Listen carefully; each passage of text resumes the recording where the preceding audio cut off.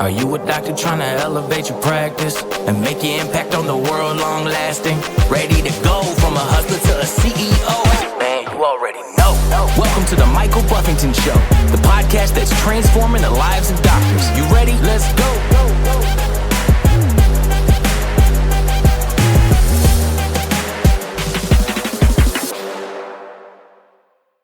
Hey, I'm Michael Buffington, and welcome back to the show. I first want to thank all of you that have been sharing the show, out there with your colleagues, friends, relatives, coworkers, leaving me comments, not only in Facebook and other platforms, but DMing me on the side. It's been good to connect with many of you or reconnect with many of you as well. And today's topic is really about how much do you own? Now, when I ask that question, I'm not talking about all the material things you own, but I am talking about money.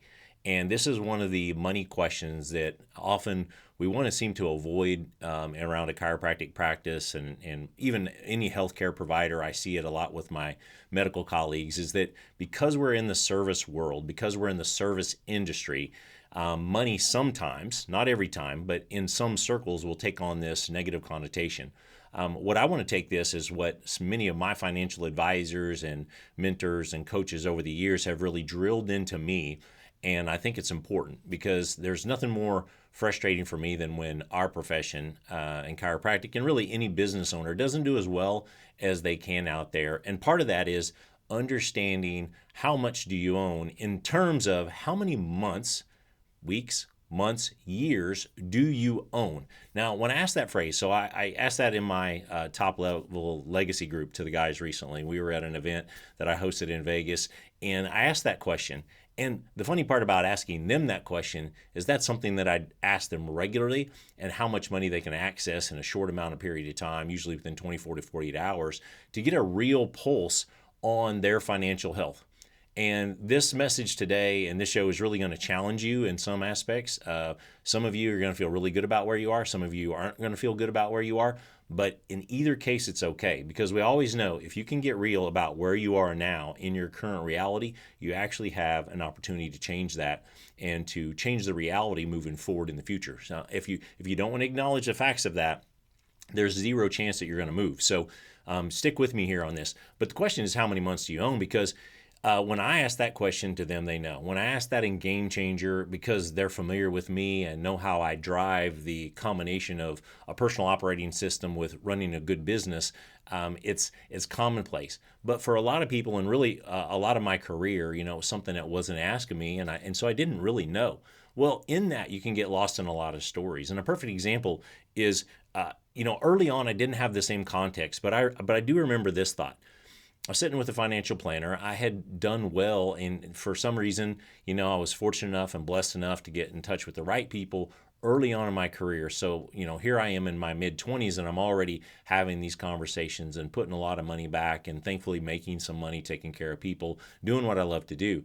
And in that conversation, it became around my student loans. And I don't know about you guys, and I don't even have maybe the current data, but I have a pretty good feel. Most chiropractors now will come out owing roughly $250,000. That number's probably higher than that, honestly, at this moment. Some of you, if you're, just whether you're a patient or whether you're another business owner, you may be shocked by that number. Maybe you're not, but that's a significant amount of money because many times this is on top of at least 2 to 4 years of school. So they may have already gone out and got a $120,000, $140,000, or another $250,000 degree, then add this on top of it. So it is a huge or very, very significant financial commitment. Now, because of my age and the length of time, right, that I've been doing this, it cost me, I had over $120,000 of student loans.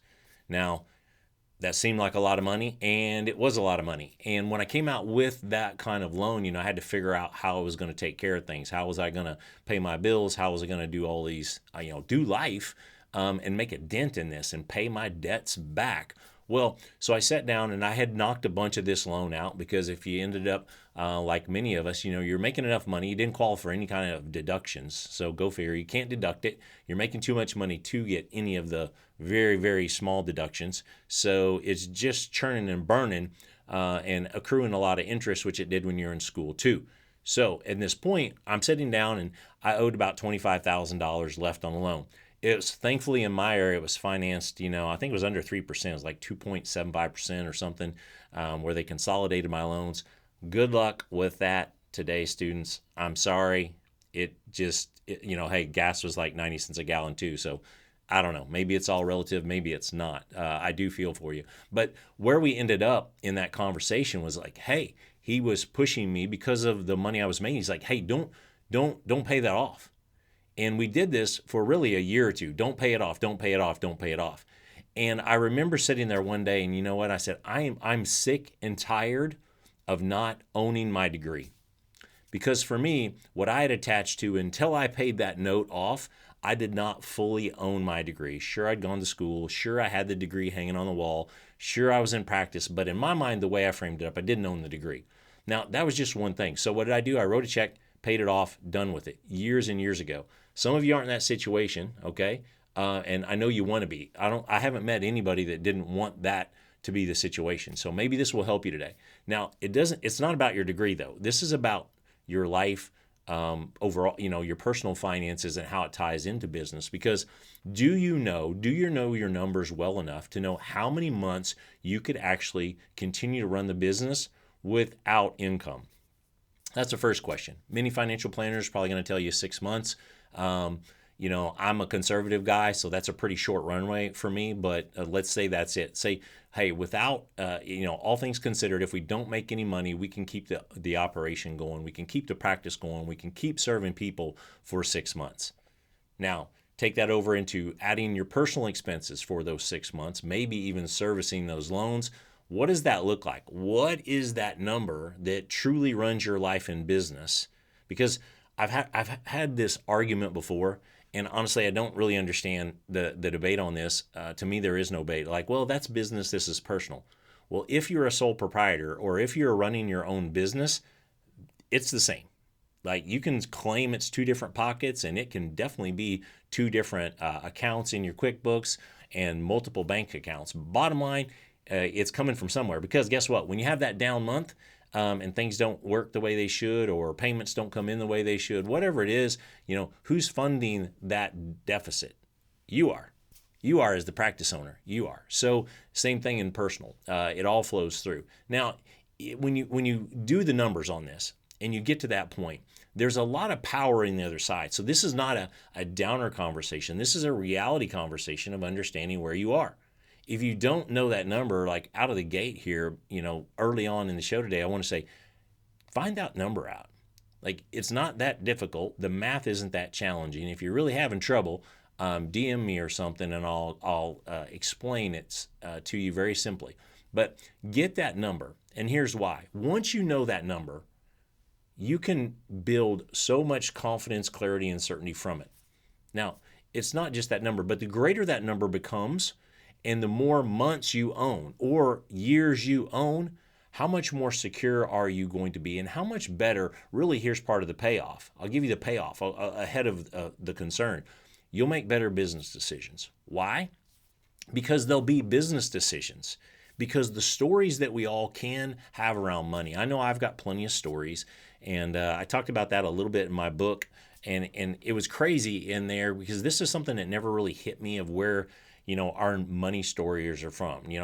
Many of you have come up in the generation of hearing, money doesn't grow on trees. Well, yeah, no, it doesn't. How you're spending money. Like, I had a colleague, and what's interesting, if he listens to this podcast, which I think he does, he's like, what are you, the Rockefellers? You're spending money like the Rockefellers. Like, all these little things that people put on us. For me, it was when I bought a bicycle seat. I'll give you the short story. The rest is in my book, but it was, I bought a bicycle seat from a guy that lived on the back street of my 2-street town. And I bought that seat for $5, and I bought it with my own money. I got it out of my little treasure chest, literally, and I think I was maybe 7 at the time. And I bought this banana seat for my bike. Black, just a flat black seat, man. But it was cool. I thought it was cool, and I got that seat, got home with it. My parents did not like this, and Mom, if you listen to this show, it's okay.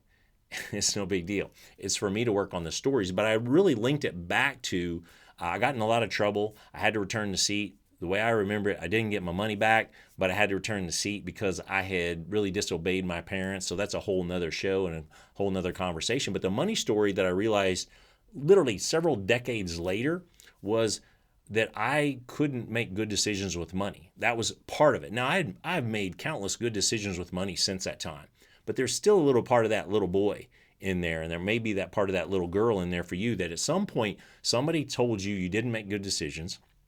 Maybe you didn't make good decisions. Somebody had their own money stories because of their upbringing and their life experiences that they laid on you. So all of that wells around inside. And for me, many times it creates some confusion and a lack of clarity. Like, where do I invest my money? How do I spend it? And I tell you, the next podcast that I'm going to do, I already know what it's going to be. And it's going to be a kind of a trailer of this. I don't know if we'll release it at the same time, but it's going to be a trailer to this because it talks about that person in a different framework and what that person can become or not become based on some of these stories. But it's really, how does this impact you? If you don't know, you don't know. If you do know, then you will do some things different. The end. Maybe you'll save if you need to save. If that number is small, then you need to get to work. Now, you can, many times, and I'm a believer when I talk about power, production, profit, protection, I'm a believer that you have to produce your way out. Like, it's the only way. You can't save yourself out of debt. Like, you really can't. Now, doesn't mean that maybe a Dave Ramsey approach doesn't have some good tenets to it, some good principles. I'm not saying that. But you literally, if there isn't enough money to service even what you have on the table, specifically talking about the amount of debt that many of us come out with out of school in the first place, you just won't ever get there. You're accruing more interest than you're actually putting back in. I mean, you're losing ground all the time. Again, like I said, this is not going to be a negative thing. But that's what happens. If you don't know, your brain could tell you that you are not as bad off. Well, actually, it could tell you that you're better than you are. It could tell you that you're not as bad off as you really are. That can lead to so many things. And what I see it doing, in our world is when our mind is on money, we can't have our mind on people. We don't.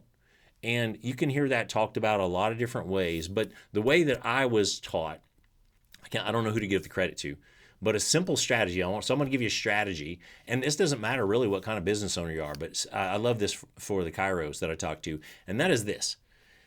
If your care plan for a patient costs X number of dollars, let's just call it $3,000. And that's what it takes to deliver the result that the patient needs and also they choose and they want. And you are certain, you are confident, you are clear that you and chiropractic, really this is chiropractic, we all know it gets the results, but it's our job to administer it. So if you are able to do that, what's it worth? If it's worth $3,000, I used to keep the money in my pocket. Now it wasn't $3,000 at the time. All right. I started practicing in 1994. It's been a minute, but I literally carried that money in my pocket every day. Why? Because someone told me, and I got money clip right here. Someone told me that as long as I have that money in my pocket, I don't need their money. I don't need their money. So therefore, I made recommendations super clear based on what the patient needed, not what I needed them to pay me. And if they chose not to do it, no problem. But with that, my confidence, clarity, and certainty in the way that I communicate with them was so much more clear because I believed deep down in my heart that I could help. And if it was a money thing, it wasn't my money thing. It wasn't my money story. It was their money story or maybe their money reality. Like that can happen too. But it gave me so much confidence over the years. Now, I got to a point where I didn't carry that around and, fees went up. So I wasn't going to walk around with a wad of cash in my pocket. But it served me so well mentally. And that's what this will do for you financially if you know how many months you could operate your business, how many months or years can you operate your life. Because what if it slowed down? What if your production, what if something changed? Say you're an more insurance dependent practice, Okay, insurance, like my gosh, they pay far less than they used to. Even back when I started in '94, they paid better than they do now for the same service. Not your fault, not my fault, it just is. So if you're not an insurance dependent, and I coach a lot of people that run, 95 or even very close to 100%, some 100% cash practices or self-pay practices. Fine. What if the economy goes down? What if interest rates continue to climb? What if all these things happen and people truly did spend less? Now, the need didn't change. Their reality may change, so they have to make some decisions. Maybe it's just taking care of one of them when we all want to take care of the whole family. Like, we want to take care of the whole family. Why in the world wouldn't you get the kids in? The kids have more neurological development going on than we do. So, of course, they need it. But that's a philosophical thing. The reality is, if you know what you can do financially, you will make better decisions. And if you have to plan for the interruption, you have to plan for the slowdown, you have to plan, what if it stopped? What if it stopped? Like, what would that do to you? What would that do to you right now? How would that impact your marriage? How would that impact your kids? How could it impact your kids' education, we'll say? I just paid tuition yesterday. So could you write that check? Now, if you can't, I want to encourage you. The only place to start on this is to know. If you don't know, you're avoiding it. If you do know, you have an opportunity to change it, because many times I've said this equation: if you know your current reality, then you have a plan, then you execute on the plan, then it takes some time, could be short time, could be long time, it just takes time under tension, you can get the dream. You can get the result. You can get the future outcome that you want. But if you don't know that, you won't get anywhere. It's a huge thing. Me knowing my numbers now, I can use that to check my decisions. Am I getting out over my skis with spending? Or do I need to spend more? Do I need to double down on myself? Do I need to double down on my family? Do I need to double down in the business in different ways? That's the fun of being an entrepreneur. That's the fun, and it's also the risk of being the entrepreneur, because an entrepreneur with that spirit, without knowing these numbers, can get themselves in trouble. We all know who that is. So I would say this is about preparedness. This is not about scarcity. So consider that and ask yourself this question. What is it? What's your number? What's your number in business? What's your number personal? Write it down, hash it out. Maybe it's a conversation with the spouse. Maybe it's something you need to dig in on. Maybe you need to get some help on it. Whatever it is, And if you've got that person around you that is running on fumes, no matter how much they make, no matter how much they bring in, it's going right back out the door. Maybe you want to share this with them, okay? Because they really got to look at it. And there's no reason that people have to be in the positions that they are, in my view. And so I'm here to do something about it, because, as you know, I say it at every show, and I mean it from the bottom of my heart. I want people to learn daily like I do. I want them to live fully. So this is not about not doing things. Live fully. And it's leading boldly, like stepping into the equation, stepping into your family, stepping into your business, and leading, and just never forgetting that you are your legacy. Thanks for being here today. Hope this is helpful. Share it up. Comment, drop a review, whatever you can do to spread this message. I don't think anybody can hear these things too much. Talk to you next time.